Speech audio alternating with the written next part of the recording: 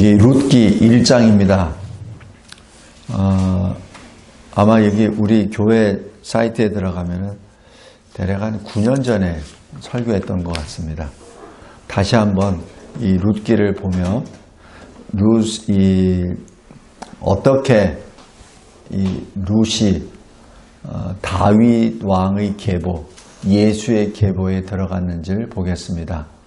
룻은 모압 지방 여인이라고 했습니다.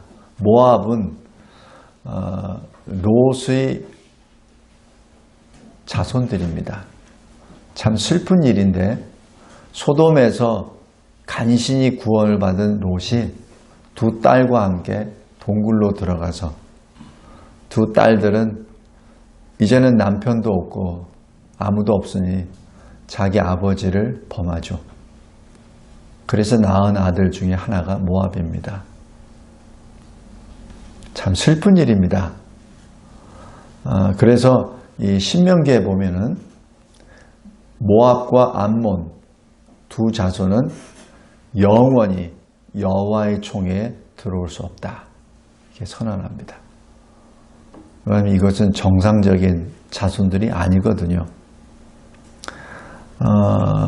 그러다 보니 이 모압에 있는 사람들은 여호와를 따르지 않고 우상들을 섬기고 그냥 자기 그 우상에 따라 살아가는 그런 사람들입니다. 그러니까 불신자들이에요. 그런데 그 모압 여인 중에 하나, 룻이 다윗의 계보에 들어갑니다. 예수의 계보에 들어갑니다. 어떻게 그럴 수가 있죠? 신명기에서는 분명 영원토록 여호와의 총에 들어오지 못한다고 하는 그 대상이 예수의 계보에 들어왔습니다. 오늘 그 이적을 보겠습니다. 먼저 이 1절 보면은 사사들이 치리하던 때라고 기록합니다. 사사기 1장부터 22장까지 나타나는 21장까지 나타나는 그 커다란 흐름은 여호수아가 죽고 난 다음에 하나님이 어떤 분이신고 하나님이 자기 조상들을 어떻게 구원해 내셨는지 하나님이 약속의 땅 가나안 땅을 어떻게 그들에게 주셨는지를 다 잊어먹어 버립니다. 잊어먹고 이렇게 말합니다. 이스라엘에는 왕이 없으므로 각자 자기의 소견대로 행하더라. 이스라엘의 왕은 하나님이세요. 그런데 왕이 없다고 합니다. 그게 뭐예요? 하나님을 떠났다는 얘기입니다. 이스라엘 백성들이, 하나님의 백성들이 떠난 것이죠. 성도 여러분, 참 슬픈 일입니다. 애굽에서 나올 때 건져내 주신 거 다 경험했잖아요. 광야 40년 불기둥과 구름기둥으로 인도하신 거 다 경험했잖아요. 그 다음에 요단을 건널 때 언약궤를 맨 제사장들이 그 물을 밟음으로 요단이 갈라지고 요단강을 건넜잖아요.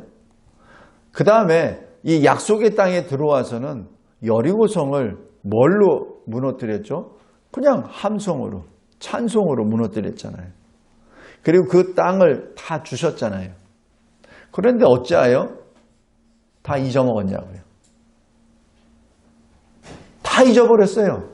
여호수아 죽고 난 다음에 여호와 하나님을 다 잊어버렸어요. 그리고 말하기를 우리에게는 왕이 없다. 성도 여러분, 여기에서 굉장히 많은 교훈들이 나오는데 첫 번째 교훈은 신앙의 계승입니다. 할아버지가 믿는다고 아들이 자동적으로 믿는 것도 아니고 아버지가 믿는다고 해서 아들이나 딸이 자동적으로 예수 믿는 거 아니에요. 진정으로 자기 자손들의 신앙을 위하여 진정으로 기도하고 또 그들에게 선한 본이 되어야 합니다. 그러지 않을 때는 그대로 떨어져 버립니다. 사사시대가 바로 그러한 때예요. 한두 사람의 문제가 아닙니다. 그 사사시대의 특징이 여기서 나타납니다. 1절 잘 보세요. 그 땅에 흉년이 드니라. 유다 베들레헴의 한 사람이 그의 아내와 두 아들을 데리고 모압 지방에 가서 이렇게 됩니다. 여기서 어떤 가뭄이 왔잖아요. 어떤 환란이 왔잖아요. 그럼 여러분들은 뭐부터 하죠? 뭐부터 합니까? 하나님께 기도해야 됩니다. 왜 기근이 왔는지, 왜 나에게 이런 환란이 왔는지, 어려움이 왔는지 하나님께 기도해야 돼요. 그 다음에 바로 다오는 답이 뭐예요? 회개입니다. 성도 여러분, 우리가 하나님으로부터 어떤 환란을 받았을 때 가장 먼저 하는 것이 회개입니다. 왜냐하면 이유가 있는 환란이에요. 이유가 없는 환란은 없어요. 우리 야고보서 잠깐 볼까요?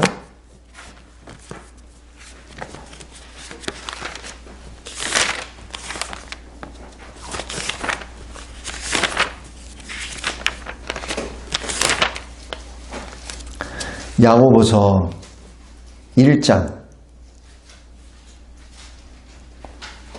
13절 14절 제가 읽겠습니다. 사람이 시험을 받을 때 내가 하나님께 시험을 받는다 하지 말지니 하나님은 악에게 시험을 받지도 아니하시고 친히 아무도 시험하지 아니하시느니라. 오직 각 사람이 시험을 받는 것은 자기 욕심에 끌려 미혹됨이니. 내가 무슨 환난을 당했습니다. 어떤 이 고난 가운데 빠졌습니다. 제가 어떤 분을 이렇게 보면은 고난을 당할 때마다 욥의 고난을 이렇게 예를 들면서 마치 자기가 욥이 된 것처럼 얘기하는 분들이 있어요. 물론 성도입니다. 물론 직분자들입니다. 근데 함부로 욥의 시련을 자기와 같이 대서는 안 됩니다. 여기 야고보서에 분명히 딱 선언을 하세요. 너희가 지금 환난을 당하고 있느냐? 시험을 당하고 있느냐? 하나님의 의도적으로 했다고 결코 생각하지 마라. 왜 그랬느냐? 너는 네 욕심에 끌려 미혹됐기 때문이야.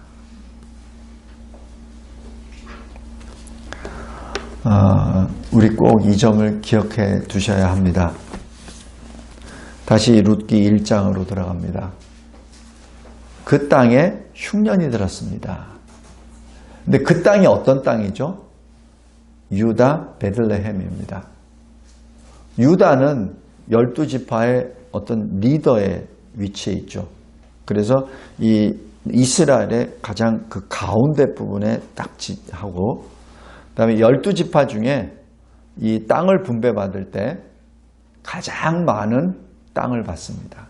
왜냐하면 유다 지파는 7만여 명이 넘어요. 근데 다른 지파들은 3만, 4만, 많아야 6만 밖에 안 됩니다. 그러니까 유다가 가장 큰 땅을 차지해요. 핵심 지파입니다. 거기에 베들레헴이라고 합니다. 베들레헴은 뭐죠? 베스레헴이라는 히브리 두 말의 합성어입니다. 베스는 뭐냐면 장소, 집이라는 뜻이요. 레헴은 빵이라는 얘기입니다. 그러니까 직역을 하면 빵집이에요. 빵집이 뭐예요? 우리가 먹을 생명의 양식이 나는 곳. 그죠? 그래서 베들레헴이라고 하는 그 자체가 생명의 양식이 있는 곳입니다. 참으로 하나님께서는 그 지명 하나까지도 역사하는 것이 그 베들레헴에 누가 오시죠? 주님이 오시잖아요. 주님이 뭐라고 하십니까? 나는 생명의 떡이니라. 번역이 떡이라고 되어 있는데 그냥 원어상으로 하면은 나는 생명의 빵이니라. 그 얘기입니다.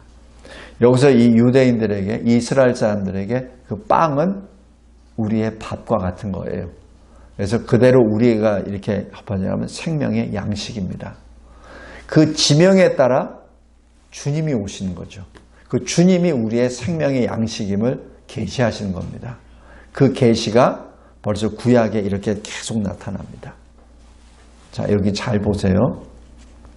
아이러니한 것은 베들레헴에 오셨는데, 베들레헴에서 살고 있는데, 빵이 있는 곳에 살고 있는데 기근이 났다는 얘기입니다.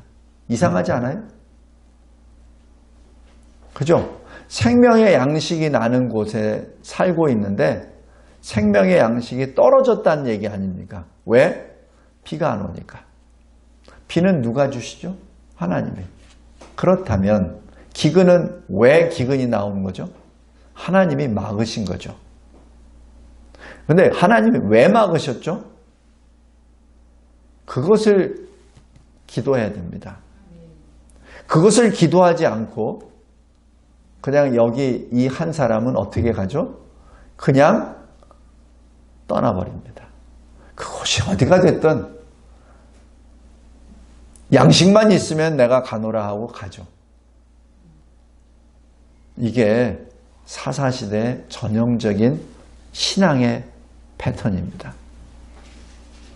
사사시대에 하나님께 간절히 기도하는 사람이 드물어요. 그러니까 기도하지 않으니까 자기 소견에 오른 대로 그냥 하는 겁니다. 그러면서 여기저기에다가 하나님의 이름은 다 붙여놔요. 어떻게 붙여놓냐고요? 여기 2절 보십시오. 그 사람의 이름이 엘리멜렉이라. 엘리는 엘에다가 1인칭 소유격을 넣은 겁니다. 그래서 나의 하나님이란 뜻입니다. 엘리라는 것이. 멜렉 하면은 왕이란 뜻입니다.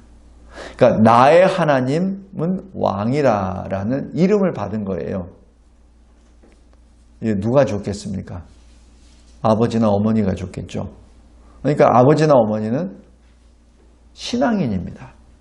왜? 나의 하나님은 왕이셔. 그죠? 근데 사사시대는 어떠죠?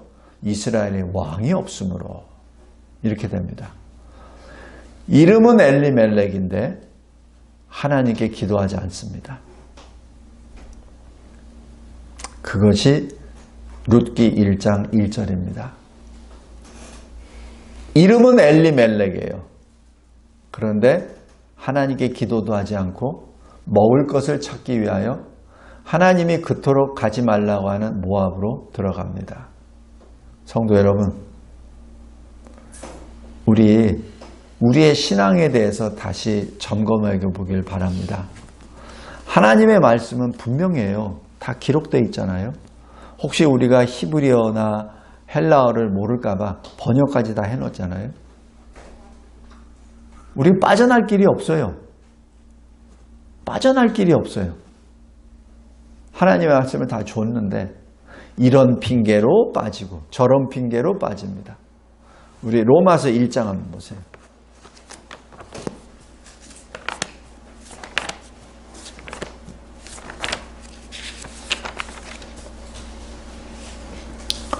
로마서 1장 19절 보십시오.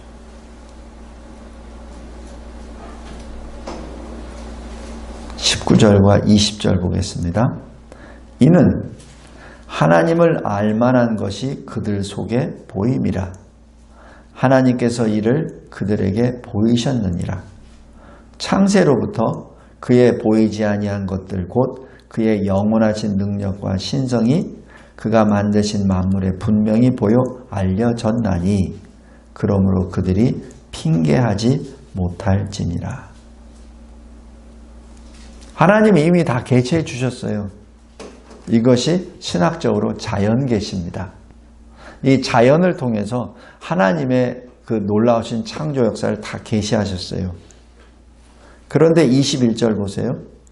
하나님을 알되 하나님을 영화롭게도 아니하며 감사하지도 아니하고 오히려 그 생각이 허망하여지며 미련한 마음이 어두워졌나니 라고 기록합니다. 하나님이 다 알려주셨어요. 자연을 통해서도 알려주셨고 특별히 우리 성도들에게는 특별 계시 이 성경을 통해 다 알려주셨어요. 다 알려주셨는데도 안 따라. 그러면서 맨날 변명만 돼. 상황이 이러니까 어쩔 수 없지 않습니까? 왜 그렇게 고지식하게 그 성경 말씀에다가 잣대를 대고 막 사람을 판단합니까? 왜 그렇게 고지식하고 융통성이 없습니까? 세상 사는데 그렇게 고지식하게 살면 그게 삽니까? 저한테 어느 장로님이 하신 말씀이 목사님처럼 그렇게 말씀만 가지고 하면은 성도 안 모여요. 물이 조금 더러워야 물고기가 모이지. 물이 깨끗해 보십시오. 물고기가 모입니까? 어느 장로님이 저한테 그렇게 말씀하셨어요. 성도 여러분, 여기 잘 보십시오. 하나를 양보하면 열을 양보하고 나중에는 그 진리까지 포기해야 됩니다. 여기 2절을 그 사람의 이름은 엘리멜렉이라고 하였습니다. 엘리멜렉이 신앙을 받았어요. 이름까지 다 받았어. 그런데 사사시대에 있었던 그 한 사람으로 등장합니다. 그래서 양식의 땅에서 살면서 기근을 만났을 때 하나님께 기도하지 아니하고 자기 소견에 오른 대로 하나님이 교제하지 말라는 모압 지방에 들어가서 거기서 살게 됩니다. 물론 여기 1절 마지막 부분에 보면 거류하였는데 라고 기록합니다. 이 거류라고 하는 것은 오랫동안 내가 머물겠다고 작정한 것이 아니라 잠깐 머물겠다는 얘기죠. 잠깐 갔다가 기근이 끝나면 돌아오겠다는 얘기입니다. 근데 여기 참 재밌는 게 베들레헴에 이 엘리멜렉 가정만 살았겠나요? 아니죠. 많은 사람들이 살았겠죠. 그 중에 한 가정 엘리멜렉입니다. 근데 이 사람은 굉장히 부유한 사람이에요. 우리가 어느 나라로 이민을 간다고 했을 때 돈 없는 사람은 이민 못 가요. 그죠? 뭐 있는 사람이 이민 가지. 이사만 하려고 해도 그게 돈이 얼마입니까? 옛날도 똑같아요. 그래서 여기 21절을 보십시오. 나오미가 이렇게 고백합니다. 내가 풍족하게 나갔더니. 그러니까 이 엘리멜렉이 가난한 사람이 아니에요. 부자였습니다. 베들레헴에서 그나마 잘 사는 사람이에요.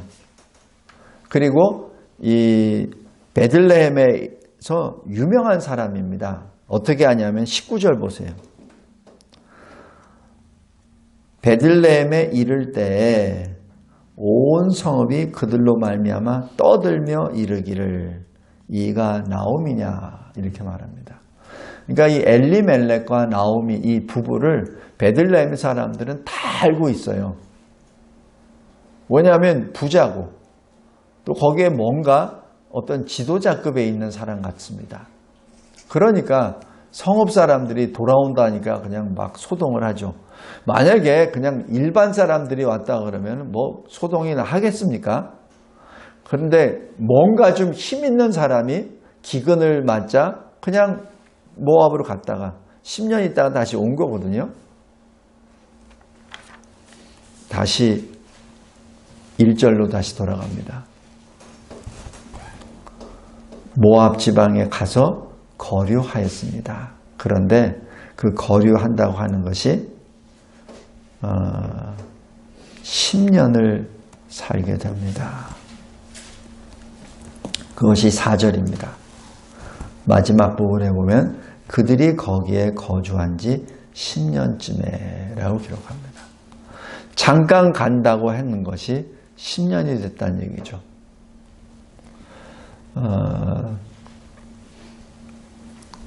그런데 그 10년 동안 무슨 일이 일어났습니까? 살기 위해서 갔잖아요. 내 남편 엘리멜렉이 죽습니다. 두 아들이 있습니다. 말론과 기련입니다. 근데 두 아들이 아버지가 죽자 어떻게 했죠? 자기들도 이제 자립해야 되니까 결혼을 하죠. 근데 그 아내를 누구를 맞이하죠? 모압 여인. 그러니까 불신자. 전혀 신앙하고 상관없이 또 결혼합니다. 그러니까 이 가정은 어떻게 되죠? 이제 불신 가정이 돼버린 거죠.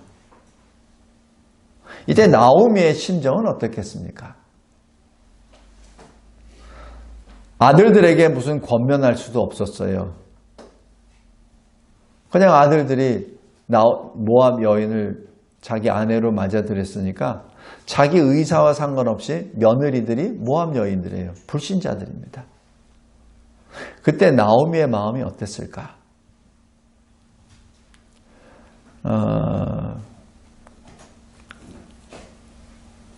진정으로 그 나오미의 마음에는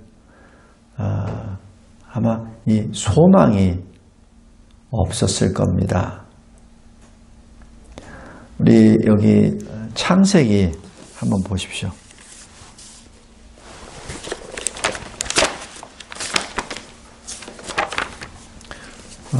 오늘은 그렇게 많이 나가질 못할 것 같아요.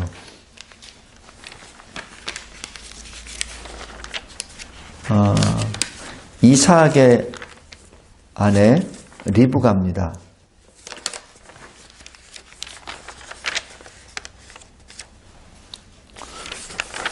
이삭이 리브가를 아내로 맞이하고 그리고 이 리브가와 이삭을 통해서 에서와 그리고 야곱을 낳죠. 그죠? 근데 에서는 이방인 여인들과 결혼해버리죠. 이 야곱은 결혼 안 합니다. 왜냐하면 신앙을 지키기 위해서. 그래서 우리 잘 알고 있듯이 야곱이 에서를 속이죠. 그래서 이 하나님이 주시는 그 축복을 야곱이 받죠. 그러니까 에서가 야곱을 죽이려고 합니다. 그래서 이 어머니 리브가가 야곱을 급히 빨리 이 바다나름으로 보내죠. 이 과정 중에 이삭과 리브가가 이야기를 합니다. 여기 창세기 27장 보십시오. 창세기 27장 46절입니다. 이 어머니의 마음이에요. 어머니가 장자 에서가 불신 결혼을 하고 난 다음 어머니 리브가의 마음입니다. 창세기 27장 46절 보십시오. 리브가가 이삭에게 이르되 내가 햇사람의 딸들로 말미암아 며느리들이에요. 내 삶이 싫어졌거늘 내가 살 맛이 없다는 얘기입니다. 야곱이 만일 이 땅의 딸들 곧 그들과 같은 햇사람들의 딸들 중에서 아내를 맞이하면 내 삶이 내게 무슨 여기 재미라고 표현되어 있는데 히브리어 원어로 하면은 기쁨입니다. 나에게 무슨 기쁨이 있겠습니까? 성도 여러분, 여기 룻기 1장 2절로 들어갔을 때 남편이 죽었습니다. 그리고 두 아들이 모압 여인들과 결혼했습니다. 그럼 나오미의 심정은 어떻겠습니까? 그런데 여기 3절 보십시오. 이제 두 아들이 있었고 4절에 모압 여인을 아내로 맞이했습니다. 근데 5절에 두 아들도 죽습니다.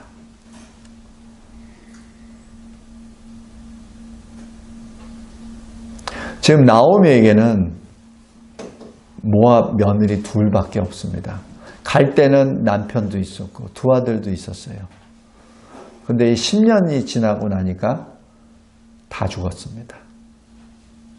성도 여러분, 여러분이 만약에 나오미라면 어떻게 하겠습니까? 나오미는 기도하는 여인이었습니다. 이것을 어떻게 내가 왜 이런 신세가 됐느냐고 신세 타령한 것이 아니라 이 나오미는 하나님 앞에 기도하는 사람이에요. 기도하니까 이 두 며느리에게 하나님 나라를 복음을 전했던 사람입니다. 여호와를 가르쳤던 사람이에요. 그러니까 여기 8절 보십시오. 나오미가 두 며느리에게 이제 떠날 때 이렇게 말합니다. 여호와께서 너희를 선대하시기를 원하노라. 이게 뭐예요? 이방 여인이 여호와에 대해서 어떻게 합니까? 이거는 나오미가 가르쳤다는 얘기예요. 그러니까 여호와라는 말을 쓰죠. 성도 여러분, 그리고 이 나오미는 이렇게 고백합니다. 13절 보십시오. 내 딸들아, 그렇지 아니하니라 여호와의 손이 나를 치셨으므로, 이렇게 기록합니다. 지금 이 나오미는 자기에게 임한 이 환난을 하나님의 역사라고 지금 해석하는 것이죠. 이건 신앙인이 갖는 고백입니다. 그러니까 뭐예요? 여호와의 손이 치셨다는 얘기는 이 환난에서부터 내가 도망갈 수 없다는 얘기입니다. 하나님이 치셨는데 내가 어디로 도망가? 그죠? 그러니까 그럴 때는 어떻게 해야 되죠? 하나님께 돌아가야 되잖아요. 그래서 나오미가 베들레헴으로 돌아가는 겁니다. 그냥 먹을 것이 없으니까 투덜투덜 하면서 베들레헴에 간 게 아니고 하나님이 치셨어요, 나를. 그러면 어디로 가야 돼? 하나님께로 가야지. 그래야 내가 살잖아요. 그래서 베들레헴으로 돌아가는 겁니다. 그러니까 이 나오미가 두 며느리들에게 그 말을 하는 거예요. 진짜 뼈 아픈 말을 하는 겁니다. 처음에는 나에게 더 이상 아들도 없잖아. 너희들이 결혼할 수도 없잖아. 이렇게 설명을 해요. 이건 육체적인 설명입니다.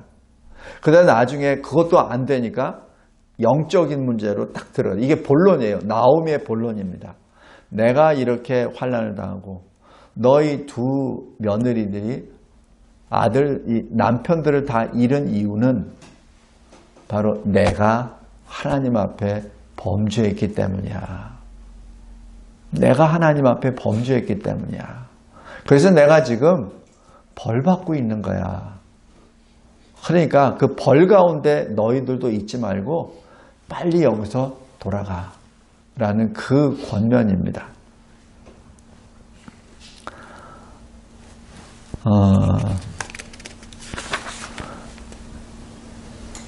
시간 관계상 오늘 여기까지 하겠는데 여기서 나오미의 회개를 봅니다.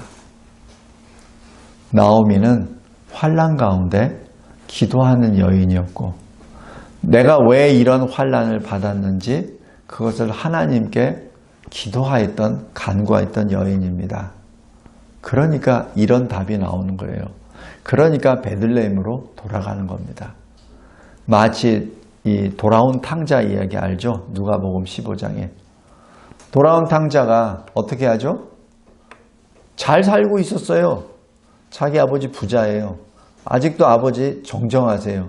그런데 아버지가 죽고 난 다음에 받을 유산을 달라 그래요.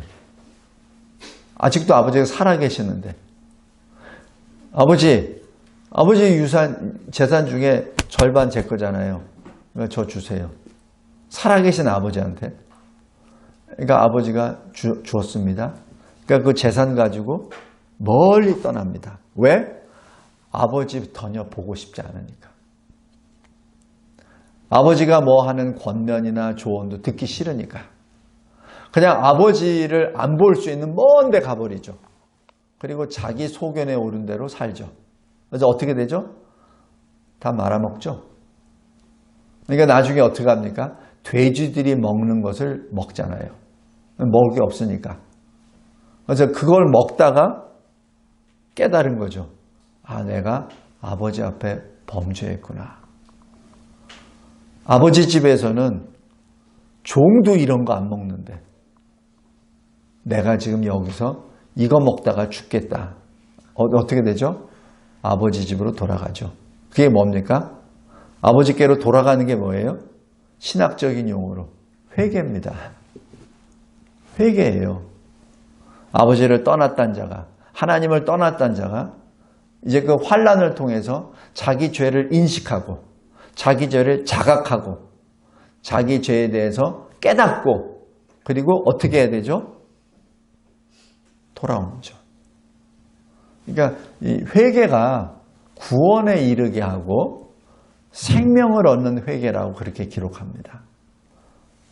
오늘 나오미도 지금 그러한 환난 가운데 남편도 죽고 두 아들도 죽고 그 다음에 소망이 아무것도 없어요. 그럴 때 베들레헴으로 자기 하나님이 계신 곳으로 돌아옵니다. 모압이 아니라 하나님이 계신 곳으로 돌아오죠. 이때 두 며느리가 쫓아올 때 자기 속마음을 전한다고 말씀했습니다. 내가 하나님으로부터 벌 받은 거야. 너희들도 나와 같이 가지 마. 이때 오르바는 떠납니다. 룻은 나오미를 따라옵니다. 그리고 하나님은 그 룻을 통하여 그 모압 여인을 통하여 다윗의 계보를 이루고 예수의 계보를 이룹니다. 이것이 하나님의 놀라우신 은혜의 역사입니다. 여기 한 가지만 더 볼게요. 14절 보십시오. 그들이 이 두 며느리들이 소리 높여 다시 울더니 오르바는 그의 시어머니에게 입맞추되 떠나죠. 룻은 그를 붙쫓았더라 라고 합니다. 이 붙쫓았다라는 것이 이 히브리 말로 타바크라는 그 말인데 이 말이 뭐냐면은 왜 이게 딱 붙어버린 거예요. 딱 붙어버린 거. 그 뜻입니다. 붙어버렸다는 얘기입니다. 그러니까 나오미가 자꾸 밀어내잖아요. 너 여기 나하고 같이 살면은 결혼도 못하고 내가 지금 하나님으로부터 벌 받고 있는데 너희들도 그 벌 가운데 있으니까 더 이상 나 따라오지 마라고 계속 밀어내는 건데 여기 룻은 어떻게 돼요? 붙어버린 겁니다. 자기 시어머니하고 딱 붙어버린 거예요. 어떻게 돼요? 시어머니가 연합이 됐다는 얘기죠. 하나가 됐다는 얘기죠. 그러니까 이 룻이 더 이상 어머니 나 떠나라고 하지 마세요. 어머니의 하나님이 나의 하나님입니다. 어머니의 백성이 나의 백성입니다. 이 신앙 고백입니다. 그래서 다시 돌아오죠. 그리고 그 룻을 통하여 마태복음 1장이 기록이 됩니다. 마태복음 1장 한번 보세요.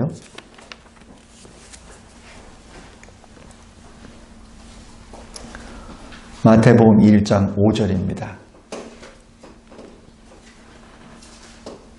살몬은 라합에게서 보아스를 낳고, 살몬이 누구냐면 여호수아가 보낸 정탐꾼 둘 중에 한 사람입니다. 근데 그 정탐꾼 중에 둘이 만난 사람이 라합이었죠. 여리고성의 기생이었습니다. 근데 그 여리고성 이방 여인이 신앙 고백을 하죠. 지금 하나님이 이 땅을 당신에게 주셨습니다. 라는 신앙 고백을 하고 거기서 구원을 받습니다. 그래서 그 살몬은 그 여인을 아내로 맞이하고 그래서 보아스를 낳죠. 근데 이 보아스가 누구와 결혼하냐면 룻과 결혼합니다.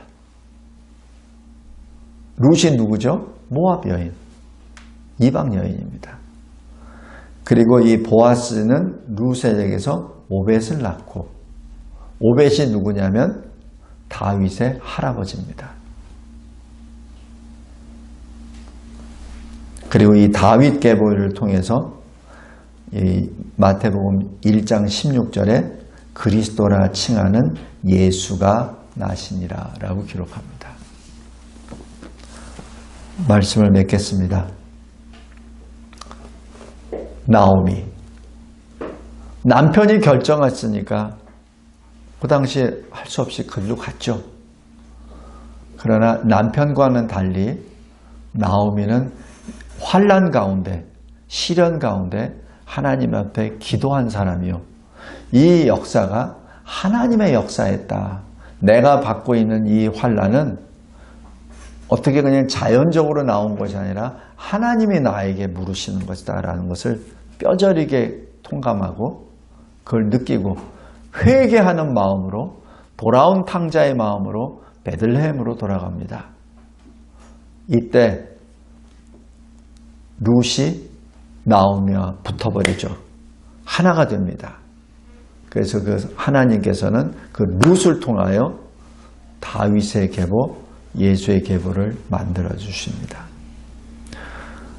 성도 여러분, 늘 우리는 우리가 만나는 밤중, 우리가 만나는 환난 가운데 하나님이 왜 나에게 이런 환난을 허용해 주셨는지 그것을 잘 깨닫길 바랍니다. 그냥 내가 재수가 없어서, 내가 어떤 무슨 환난을 당했으니 이렇게 상황이 어떻게 돼서 자연적인 어떤 재난을 통해서 사회적인 어떤 시스템이 잘못돼서 내 이런 환난을 당했어라고 절대 생각하지 말기 바랍니다. 만약에 그런 마음이 생겼다면 야고보서 1장을 읽어보십시오.